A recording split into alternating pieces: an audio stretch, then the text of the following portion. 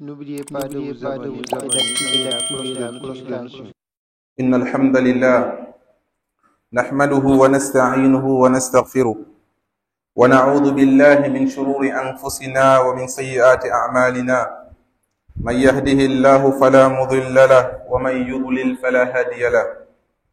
وأشهد أن لا إله إلا الله وحده لا شريك له وأشهد أن محمدا عبده ورسوله صلوات الله وسلامه عليه وعلى آله وأصحابه وإخوانه أما بعد أيها الإخوة الكرام أوصيكم ونفسي أولا بتقوى الله عز وجل قال الله تعالى ومن يتق الله يجعل له مخرجا ويرزقه من حيث لا يحتسب. À Allah subhanahu wa ta'ala appartiennent toutes les louanges. Nous le louons infiniment et prions sur son noble prophète Muhammad sallallahu alayhi wa sallam. Que la paix et la bénédiction d'Allah soient sur lui, sur sa famille, sur ses compagnons et sur tous ceux qui suivront sa voie jusqu'au jour de la résurrection. Serviteurs d'Allah, craignons Allah et sachons que la crainte d'Allah est le meilleur intermédiaire et le meilleur moyen pour être sauvé et atteindre le degré de l'excellence. Chers frères et sœurs en islam, nous vivons à une époque marquée par l'incertitude, les épreuves, les pertes et les douleurs. Une époque où les épreuves se succèdent et les cœurs vacillent. Et pourtant, c'est dans ces temps d'adversité que la foi véritable se révèle. Chers frères et sœurs en islam, ne sois pas triste car la tristesse ne ramènera jamais ce que tu as perdu, mais elle peut t'empêcher de voir ce qu'Allah subhanahu wa ta'ala t'a laissé. Ne sois donc pas accablé car le souci ne changera jamais le décret d'Allah subhanahu wa ta'ala. Ne pleure jamais pour le passé car les larmes ne rapprochent aucun bienfait et ne repoussent aucun mal. Ne laisse pas l'angoisse voler la pierre ni le chagrin éteindre la certitude. Ne baisse pas les bras car ton Seigneur est celui qui ressuscite les cœurs après la ruine. Ne sois pas malheureux tout simplement parce qu'on a ruiné, qu'on a cherché à ternir ton image. Car celui qui te juge sans vérité n'efface en rien ta valeur auprès d'Allah subhanahu wa ta'ala. Chers musulmans, garde donc ta confiance en Allah subhanahu wa ta'ala. Il est le seul qui détient les clés du soulagement, de la délivrance et de la subsistance. Allah subhanahu wa ta'ala dit dans un hadith al-Qudsi, je suis selon l'opinion de ce que mon serviteur a de moi, rapporté par Al-Bukhari. Si tu penses donc du bien d'Allah subhanahu wa ta'ala, tu trouveras le bien. Si tu attends de lui une issue, il te l'apportera au moment opportun. Et donc, si tu espères en lui, il ne te décevra jamais. Chers musulmans, selon l'Organisation mondiale de la santé, le stress est devenu l'une des premières causes de maladie et de la mortalité sur Terre. On estime aujourd'hui que près de 300 millions de personnes souffrent d'anxiété sévère dans le monde. Des centaines de milliers de décès chaque année sont liés à des complications induites par le stress. Le stress chronique lié aux problèmes de la vie quotidienne, des problèmes familiaux, de finances, de solitude, d'injustice, sont reconnus aujourd'hui comme un facteur aggravant majeur de la mortalité prématurée. Et pourtant, le cœur du croyant possède un trésor unique que le monde moderne ignore, c'est-à-dire la foi en Allah subhanahu wa ta'ala, la patience, la salat, l'invocation et surtout la certitude que rien ne se produit sans sagesse divine. Chers frères et sœurs en islam, un jour le prophète sallallahu alayhi wa sallam entra dans la mosquée. Dans sa mosquée, il trouva Abu Umama, assis seul à une heure inhabituelle. Le messager d'Allah subhanahu wa ta'ala lui demanda avec bienveillance, ô Abu Umama, pourquoi te vois-je assis dans la mosquée en dehors des heures de prière? Abu Umama répondit avec sincérité, ô messager d'Allah, ce sont mes soucis et mes dettes qui m'ont accablé. Alors le prophète sallallahu alayhi wa sallam lui dit, ne veux-tu pas que je t'enseigne des paroles que si tu les dis avec sincérité, Allah subhanahu wa ta'ala dissipera ton souci et t'acquittera de ta dette. Abu Umama répondit, oh bien sûr, au prophète d'Allah sallallahu alayhi wa sallam. Alors le prophète lui enseigna cette invocation, dit, Allahumma inni a'udhu bika min al-hammi wal hazan وأعوذ بك من العجز والكسل وأعوذ بك من الجبن والبخل وأعوذ بك من دلع الدين وغلبة الرجال, qui signifie tout simplement: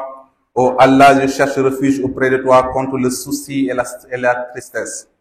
contre l'incapacité et la paresse, contre la lâcheté et l'avarice, et contre le poids des dettes et la domination des hommes. Abu Umama dit, après que j'ai reçu cette invocation et j'ai commencé à les réciter, je les récitais en Allah me libéra, et je les ai récités, Allah subhanahu wa ta'ala me libéra de mes soucis et acquitta de mes dettes. Hadith rapporté par Abu Daoud, authentifié par Charles Albani.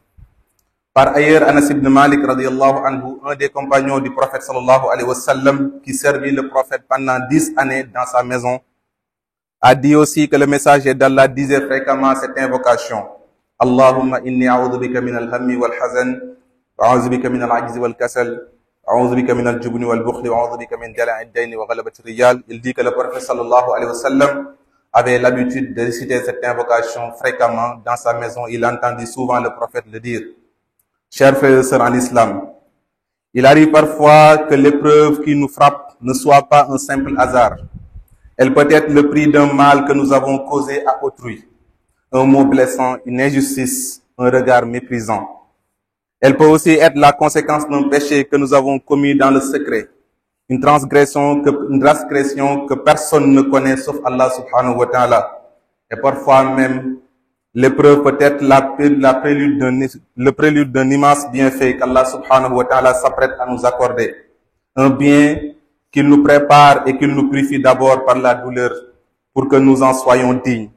Car oui, la sagesse d'Allah subhanahu wa ta'ala dépasse notre compréhension. Et parfois, ce que tu vis comme mal est en réalité un moyen de te redresser, mais aussi de te permettre de te lever au plus grand rang. Chers frères et sœurs en islam, le cœur du croyant est parfois brisé mais jamais perdu. Il peut saigner, pleurer et se sentir seul, mais il ne désespère jamais de la miséricorde d'Allah. Lorsque l'angoisse t'envahit, pense à te réfugier dans la prière. Lorsque les soucis t'écrasent, parle à ton Seigneur, même en silence. Lorsque les gens te trahissent, reste fidèle à Allah subhanahu wa ta'ala. Lorsque tu ne comprends plus ce qui t'arrive dans la vie, rappelle-toi que ton Seigneur ne se trompe jamais. Allah subhanahu wa ta'ala dit, et quiconque place en confiance en Allah subhanahu wa ta'ala lui suffit. Ne laisse jamais le stress du monde te détourner du repos que l'on trouve auprès d'Allah subhanahu wa ta'ala. Et souviens-toi que celui qui fait de son Seigneur sa priorité verra ses douleurs devenir des délivrances, ses larmes devenir des bénédictions, mais aussi ses épreuves devenir des élévations. Nous prions Allah subhanahu wa ta'ala, exalté soit-il, de nous compter parmi ses bons serviteurs. Yaghfirullahu lana wa lakum. Alhamdulillahi ala ihsani, shukru lahu ala tawfiqihi wa imtinani. Wa ashhadu an la ilaha illa Allah wahdahu la sharika lahu ta'ziman li sha'ni. Wa ashhadu anna Muhammadan abduhu wa rasuluhu ad-da'i ila ridwani. Wa salawatullahi wa salamuhu alayhi wa ala alihi wa ashabihi wa ikhwani. Mbokk yi ci Yàlla, ñu ngi sant suñu borom subhanahu wa ta'ala di julli ci yonent bi alayhi salatu wassalam, di ko ñaanal jàmm ak xéewal bu sax dàkk yàlla bu mu dañ di sotteeku ca kawam moom ak ay saxaabaam ak waa këram ak képp ku tënku ca yoonam ba keroog saa di taxaw. Mbokkum julliti, ñu ngi leen di dénk suñu bopp ragal yàlla ci def ay ndigleem ak wattandiku ay tereem. Mbokkum julliti, bu ñuy setantal jamono ji ñuy dund, dañuy gis ne ay njàqare rek ay jafe-jafe fees na dell ci kër yi, fees na dell ci mbedd yi, fees na dell ci bërëbu liggéeyukaay yi, fees na dell ci bërëbu jàngukaay yi, waaye fépp sax foo xamante ne doomu aadama ba mu ngi fay dugg wala mu fay génn dafay gis ne néew na nga fekk fa koo xamante ne mu ngi toog te amul ay jafe-jafe àdduna yoo xamante ne mu ngi koy dund. Ba tax na bu ñuy seetlu kër gi nga xam ne mooy mbootaay bi ëpp mbooleem ñi nga xam ne ñooy dëkk yi dëkkee ci àdduna bi, nga xam ne ñoom ñoo yittewoo wàllu wér-gu-yaram ak nekkinu doomu aadama yi ci jàmm, ñoo defu ak gëstu gu yaatu joo xamante ne dañ ko tasaare ci dëkk yi, xool li ëpp ci li nga xam ne mooy faat nit ñi, li ëpp ci liy jur feebar yi, waaye li ëpp li nga xam ne moom mooy yokk suñ taux de mortalité. ñu gis ne feebar bii ñu naan bopp bu ubbu dañ koy faral di mu gën a siwee ci stress, bopp bu jaxasoo ak njàqare, lépp lu jëm ci wàllu angoisse, nee nañ loolu moo ëpp li muy faat ci àdduna bi ci at bu nekk. looloo ëpp ci li muy jur ci ay feebar ba dem nañ sax ba naan lu tolloog 300 millions de personnes ñu ngi dund lu mel nii bés bu yàlla sax mu nekk loo xamante ne feebar la boo xamante ne bu yàgg bu sax joo xamante ne boo koy xool da ngay gis ne dara waralu ko lu nit ki ay njàqare ak ay jafe-jafe yoo xamante ne daf koy dund ci kaw suuf te mbokkum jullit yi suñ borom subhaanahu wa taala bam ñuy bind bam ñuy wàccee ci kaw suuf waxoon nañu kàddu goo xamante ne du fàdd muy laqad xalaqana al insaana min kabad dama bind doomu aadama mu war a jànkuwante ñëw ci àdduna dund fi ak jafe-jafe ma di ko jaarloo ci ay obstacle di ko jaarloo ci ay jafe-jafe ngir mu ciy jóg di sekki di jóg di sekki di jóg ba keroog mu di ma wuyis kon foofu rek la ñu waroon yëgee ne dundu àdduna bi lu nekk mbukk dund joo xamante ne dafa fees dell ci ak bànneex waaye dund la joo xamante ne da ngay ne ci ay jafe-jafe tey suñu borom di la ko teggil nga dundaat geneen jafe-jafe ba keroog nga fiy jógee jaam bi nag bu gisee loolu bu xamee loolu dafa koy noppal ci kaw suuf dafay xam ne kër gii di àdduna du kër goo xamante ne dafay ñëw rek di fi dund ak noflaay te dara du ko naqari déedéet faaw muy dund yu ko naqari loolu bu leeree dafay leer ne kon mbokkum jullit yi ak lu la mën a dal ci kaw suuf bu mu dem mukk ba yóbbu la ci nga jàq joo xamante ne daf lay jural ak feebar ndax jàq googu ngay jàq du tax mukk la nga ñàkk ñëw waaye du tax mukk itam la nga doon yóotu bëgg ko mu ñëw njàqare googu du la yokk lu dul ak métitub xol waaye tamit du la yokk mukk lu dul ak feebar comme jullit yi bu métit ba diis lool ba tax ngay jooy gu dul jeex ba fàtte sa borom ndax kat yëgal ne rangooñ yooyu ngay tuur du tax mukk loolu nga xam ne moom nga ñàkk nga jot ko waaye tamit lu tax mukk métit bi nga xam ne moom ngay dund dañ lu ne daf lay yokk rek ak njàqare waaye li nga war a def foofu mooy delloo sa xel ak sa xol ci sa borom te xam ne moom mooy ki nga xam ne mbir yi mën na koo soppi ci kun fayakun mbokkum jullit yi bul yegg mukk ci di jàmbat boo xamante ne da ngay dem ba mel ne ku fàtte sa borom ba nga xam ne yow daal say mbir yu àdduna say mbiru jéego dong ak sa góorgóorlu dong nga lay doy waaye na nga yëg ne lépp lu la métti wala mu naqari la jàmbat ko ci sa borom mooy ki nga xam ne moom la ñu war a jàmbat suñuy mbir mbokkum jullit yi yonente bi sallallahu alayhi wa sallam suñ borom subhanahu wa taala daf ko ne ko waxal kaddu joo xamante ne man maa ko wax directement du jaar sax ci sa kaddu ndax xadis yi muy li yoon saa sallam di ñu jàngal am na ci yoo xamante ne moom moo koy wax nañu lii yàlla ma ko xamal moom ko ilham waaye am na ci yoo xamante ne suñ borom mooy wax directement waaye nag ci alquran bi loolu la ñu tuddee xadisul qudsi daf cee wax ci benn xadis boo xamante ne ci noonu la mel ne ana inda xusni zanni ay abdi bi in zanna bi xayran fala wa in zanna bi charran fala suñu borom dafa ne man de maa ngi ci sama njortu jaam bi di jaam bi am supposition bi mu am ci man loolu rek laay am ci moom foofu laa koy xaar muy boo jàppee ne yàlla daf laa bañ yàlla daf laa jëpp yàlla bëggu la yàlla daf lay toroxal yàlla nee na noo foofa la may fekk daf may fekk ma doon koo xamante ne buur boo xamante ne dinaa ko toroxal dinaa ko sonal dinaa ko teg naqar waaye bu dee jaam bi dafa am ci man rafet njort nga xam ne lu ko manti dal ci ak métit dafay gëm ne wallahi yàlla de buur la boo xamante ne jàmm rek a ma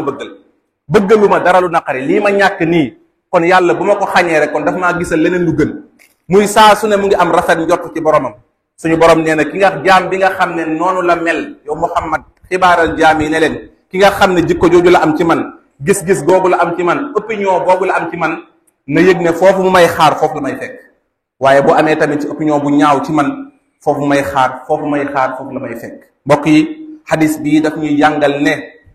jaam bi dafa war fu mu toll di am rafet njort ci boromam lu ko yàlla xañ mu yëg ne suñ borom li tax mu xañ ko dafa di am lu gën lu mu koy dencal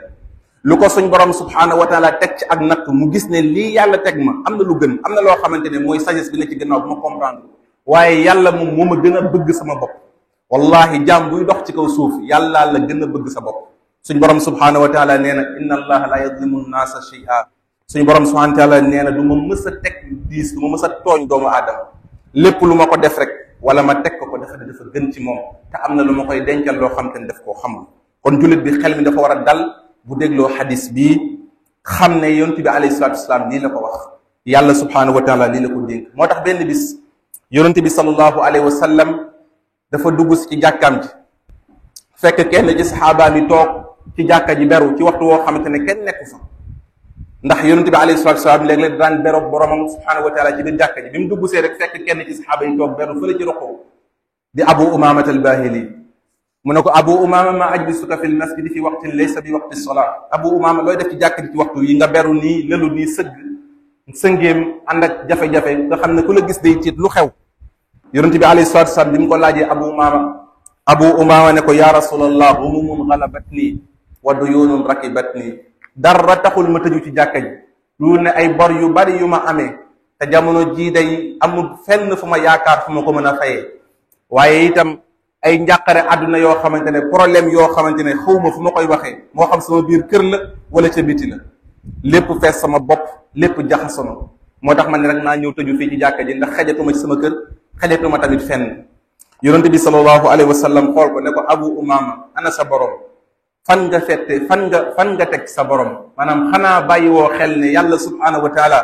mooy ki nga xam ne bis boo wéeroo ci moom problème jooy dund dina la ci génnee jafe-jafe jooy dund suñ borom subhaanahu wa taala dina la ci génnee ba yow sa xol bi dafay féex sa xol bi dafay dal. mu ne ko ndax doo ñëw sax ma jàngal la ñaan woo xamante ne Abu Umaama boo ko jàngee gëm ko am ak ànd ak rafet njort ci sa borom gëm ne wallahi suñ borom du la seetaan li ngay dund ci lu métti naqar gi la teg épreuve yi ngay dund suñ borom mën na koo teggee ci kun fa yakun na teggee ko rek mu teggee ko ne ko ndax doo ñëw ma jàngal la ñaan wax de boo ci saxee gëm ko suñ borom dana la ko teggee mu ne ko ah kay ya rasulallah jàngal ma loolu ban ñaan la mu ne ko deel wax allahumma inni a'udhu bika min alhammi wal hazan deel wax ne yàlla nga ma teggil ñàqare joo xamante ne dafa am ba noppi ndax li lay jural stress ñaari mbir la soit mu doon loo xamante ne weesu na loo ñàkk wala loo doon yuutu jotoo ko wala lu métti boo xam ne def nañ la ko ci li ginnaaw ci li weesu mu di la topp ba léegi mu lay métti wala sax mu doon loo xamante ne yaa ngi koy xool ci sa kanam bëgg nga koo jot te dara leeragu la ndax da nga ko jot mu lay stressé mu lay sonal ñaar yooyu léeg-léeg ñooy jural nit ki ay jafe-jafe xool mu ne ko ñaanal yàlla mu teggil la ñaar yooyu yëpp allahumma inni a'udhu bika min alhammi wal hazan ne ko ñaanal yàlla itam mu teggil la min al ajzi wal kasal na la suñ borom subhanahu wa taala teggil lépp luy pares nga xam ne da ngay yonjax lu ñëw rek mën laa jaxase lu ñëw rek mën laa sonal fexeel ba loolu noonu dañ ci yow ba ak njaxlaf ak wóolu sa borom ne ci sa biir xol wa a'udhu bika min al jubni wal buxli ñaanal sa borom subhanahu wa taala mu sori la lépp luy nay ragal ñàkk muy léeg-léeg nit ki li koy sonal muy ragal gu muy ragal ñàkk yaakaar na ne lii ak lii bu ko defee suñ borom dana ko xañ nàngam muy yóotu ak wërsëg woo xam te ne jotu ko loolu di fees xolam muy ragal ne bu ko jotul xëy na wërsëg bi muy yaakaar ci àdduna du ko jot ñaanal suñ borom teggil na loolu ndax moom moo xam li gën ci yow te yow xamoo wa a'udhu bika min al jubni wal buxli wa a'udhu bika min dala'i dayni wa ghalabati rijal ñaanal tamit sa borom dimbali la ba musal la ci lépp loo xam te ne mooy nit ñi ñett la muy nit ñi jox la seen alal nga yor seen alal te mënoo leen koo delloo fexeel ba féex ci àdduna ba doo soxlaal kenn lenn lépp sa borom la koy jàmbat. Abu Umaama nee na ñaan lii bi ma ko yonent bi alayhi salaatu wasalaam jàngalee ma jàng ko di ko tari di ko jàng saa su ne di ko ñaanee sama borom ànd ci kóolute gu mat sëkk wallahi Abu Umaama mooy nettali ci xadis bii nga xam ne alimaamu Abu Daawud génnee na alimaam Cheikh Albani wéral ko nee na ay fan laa ci teg bépp njàqare joo xamante ne maa ngi ko doon dund ci sama xol mel ne musutoon du jaar ci sama dund mel ne musuma am lu ma naqari ci sama àdduna waaye nee na bor yi ma amee woon sax suñ borom dikkee na ma ci wërsëg fu ma ko yaakaaree wuloon ba ma fay ko bay jàppale ay nit mbokk yi kii mooy suñ borom kii mooy ki nga xam ne boo demee ba say pexe ba li nga war a def yépp yow en tant que doomu aadama jeex da ngaa war a dellu ci moom waroo jàpp ne yow dong doyloo nga sa bopp li ngay def ci ak njàmbaar bu jeexee dellul ci sa borom dellul ci julli ja dellul ci guddi ya nga yëkkati sa loxo ne ko yàlla yow dong yaay ki mën yonente bi alayhi salaatu wasalaam ci jafe-jafe bu mu nekkoon daan dem ba bu defee li mu war a def yépp dafay dem nag lëlu ak digganteem ak boromam ne ko yàlla maa ngi nii di jaam bu suufe jox ne mënuma lenn yow yàlla yow dong yaa ma mën a génne ci li ma nekk suñu borom dafay bëgg jaam bi di am yëg-yëg boobu ci moom jafe-jafe yi ñuy dund dafa di dañoo dem ba benn jamono ñu mel ne suñu borom subhaanahu wa taala dañ koo xeeb ci ak mëninam wallahi alazim nit ki bu càmbaree boppam rek dina ci gis tuuti lu mel noona lu muy yëg ne am na kóolute gu mu war a am ci boromam bu manqué boo toogoon fii léegi njiitub réew mi woo la ne la jafe-jafe gi nga am de boo ñëwee ci sama bureau suba wala palais suba dinaa la jox nangam ci ay millions ngir nga faj sa soxla wallahi alazim kóolute googu mbégte boobu mooy gën a rëy ci sa xol bu fekkoon ne julli nga guddi fu la kenn gisul nga yëkkati sa loxo ne yàlla jafe-jafe ji ma am damaa bëgg nga fajal ma ko wallahi mbégte bi la président di wax ne la boo ñëwee ma fajal la ko mbégte boobu mooy gën a fort ci yow kóolute googu mooy gën a fort ci yow ñaan bi nga ñaan sa borom. bu fekkee ne yaa ngi foofu ba tey nag yëgal ne jàpp nga ne doomu aadama mën na mënin goo xamante ne sa borom ba tey mën a ko balaa ngay mën a yegg ci yàlla boo yëkkatee sa loxo balaa ngaa daaneel mu jox la jafe-jafe yi ngay dund mu teggil la ko faaw nga am al yaqin billah nga wóolu sa borom am certitude ci yàlla subhanahu wa taala. moo tax Anas ibn Malik mi nga xam ne ci kër yonent bi sallallahu alayhi wa sallam daanaka la dëkkoon moo nekkoon ab mbindaanam nee na wallaay ñaan bii nga xam ne Abu Umaama nit lañu ko sànq nee na man miine woon naa yonent sallallahu alayhi wa sallam ci biir kër gi nee na saa su ne bu wéetee ñaan wi rek laay dégg ci làmmiñam mu koy wax lu bari allahumma inni a'udhu bika min al-hammi wal hazan. wallahi lazim ñeenti mbir yooyu ku la ko suñ borom ku ko yàlla subhanahu wa ta'ala may ba musal la ko ba teggil la ko muy juróom-ñetti mbir yu mu teggi ci yow yëgal ne kenn du la gën a neex dund ci kaw suuf dund gu dal ngay dund gu neex dund gu ànd ak jàmm. mbokk yi yëgal ne yow mbokkum jullit mi suñ borom subhanahu wa ta'ala nee na jaam bi bu ko yàlla bëggee inna allaha iza ahabba qawman ibtilaahum nattu wi la yàlla teg dafa di def laa bëgg suñu yonent bi alayhi salaatu wasalaam nee na yàlla bu bëggee ab jaamam daf koy teg nattu. wallahi yàlla bu amatul ci yow benn yitte fas yéene laa mbugal yowmal qiyaam yàlla na ci yàlla musal da lay bàyyi ngay dund dund gu neex fii ci àdduna sa nastadrijuhum min haysu laa ya'lamuun la waxoon. ñi nga xam ne yàlla soxlaatu leen lenn du leen teg dara lu métti dañuy dund comme dund joo xamante ne dara la méttiwu leen waaye yàlla bu la bëggee dina la teg ay natt yu métti nga di ko dund sa biir kër di ko dund ci sa njaboot di ko dund feneen ak feneen ak feneen ak feneen ngir yoola yàlla am na loo xamante ne xikma bu mu bëgg ci yow boo xamante ne léeg-léeg ñàkkul am na kenn koo tooñ ci doomu aadama yi tooñ googu nekk loo xamante ne moom la yàlla di fayee fii ci àdduna ndax buggu la kaa fay yowmal qiyaam ndax bu la ko fayee foofu amaana mu nekk sawara sa kaw mu la koy teg fii mu nekk lu métti nga di ko dund ngir loola suñ borom subhanahu wa taala ñett ko ci yow ba mu jeex takk ba ëllëg boo jàkkaarloog moom suñ borom subhanahu wa taala may la aljanna. léeg-léeg nattu yi ngay dund ñàkkul xoolal ci sa biir ñàkkul ci sa njaboot wala ñu la jege mës nga leen tooñ wala wax nga leen nangam wala def nga nangam loola la yàlla di fay fii ndax aljazaa'u min jinsil amal nit ki la mu def dong la ko suñ borom di fay. mbokk yi ñàkkul nattu yi ngay dund jafe-jafe yi ngay dund examen bi nga dugg jàlloo ko concours bi nga doon def jàlloo ko jafe-jafe àdduna yi ngay am liggéey bi ngay wut boobu ba léegi mënoo koo am ñàkkul am na bàkkaar woo xamante ne yaa ngi koy def sa diggante ak sa borom ci ak wéet boo xam ne kenn xam ko ci doomu aadama yi te suñu borom bëgg na nga tuub bàkkaar boobu mu lay teg nattu gii ngir nga mën a niitu ba xam ne lee ma ko xañ nga dem tuub bàkkaar boobu suñu borom jox de lii mu nekk lu barke sa kaw bëgg-bëgg boobu la yàlla am ci yow moo tax mu lay teg lii moo tax bu nattu yi baree mbokk mi bàyyil xel ci di tuub sa diggante ak sa borom ci di wéet di xool say bàkkaar kenn mënta mucc ci bàkkaar moo tax keroog Nuux ba muy wax ak mbokk ya ñu ne ci jafe-jafe daf leen wax ne wa qul tastaghfiru rabbakum innahu kaana ghaffara tuub leen seeni bàkkaar bu ngeen bëggee yàlla changer seen situation. mbokk yi ñàkkul bàkkaar wi nga xam ne wala natt wi nga xam ne yaa ngi koy dund ñàkkul yàlla dafa am lu mu la dencal leneen lu gën loo xam ne da nga kaa xamagul rek lim lay teg tey wala lim la xañ tey examen bi nga jàllul concours bi nga jàllul liggéey bii nga amagul nga xam ne dañ cee defoon sa xel alal jii nga doon xaar jotoo ko jafe-jafe yi ngay dund sa biir kër problème yi nga xam ne yaa ngi ko am ci bërëbu liggéeyukaay gi ñàkkul suñu borom dafa bëgg nga jaar ci loolu ngir jàng ci ndax am na leneen lu mu lay waaj a jox ca kanam te wallahi bis bu la ko joxee nga xam ne lam bëggoon rek mooy nga am expérience boo tiiree ci jafe-jafe yi ngir mën a jot ca lële moo tax mbokkum jullit yi amal rafet njott ci naqare bi ngay dund di la dal mu doon lu métti feebar la jafe-jafe la njàqare la amal rafet njott ci yàlla ci ne wallahi suñu borom subhanahu wa ta'ala baaxal say biir mbokk yi adduna bi fees na dell ak ay njàqare ak ay jafe-jafe waaye nit ki bu ko delloo ci boromam wallahi du ko yëgati bu delloo ci boromam rek mu oyof ci moom toll kon nañ delloo lépp ci yàlla subhanahu wa taala nañu defaraat suñu taxawaay suñu diggante ak suñu borom ci di respecté julli juróom yi respecté farata ya di wéet ak suñu borom fu kenn yëgul nañu gëm ne jafe-jafe yi ñuy dund kenn rek moo ko mën a soppi muy suñu borom subhanahu wa taala waaye leen rek lay xaar ci ñun ñu am yaqiin gëm ne yàlla rek a ko mën a sotti buñ ko gëmee am yaqiin googu suñu borom subhanahu wa taala na baaxal suñu mbir comme ni mu ko baaxalee woon ci ñi nga xam ne ñoo jiitu woon te mooy yonent yi ak ñu baax ña fañ jaaroon duñ fa tegaatee ñun itam suñuy tànk suñu borom subhanahu wa taala defal ñu jàmm tegg ñu njàqare ñu ñaan yàlla subhanahu wa taala mu defar situation yi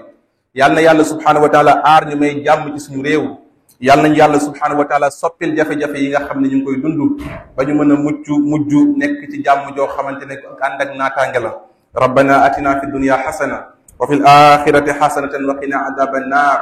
ربنا لا تزغ قلوبنا بعد إذ هديتنا وهب لنا من لدنك رحمة إنك أنت الوهاب اللهم أصلح لنا ديننا الذي هو عصمة أمرنا وأصلح لنا دنيانا التي فيها معاشنا وأصلح لنا آخرنا التي إليها معادنا واجعل الحياة زيادة لنا في كل خير والموت راحة لنا من كل شر أقول ما تسمعون واستغفر الله لي ولكم ولسائر المسلمين فاستغفروه إنه هو الغفور الرحيم وقوموا إلى صلاتكم يرحمكم الله. N'oubliez pas de vous abonner et d'activer la cloche de notification.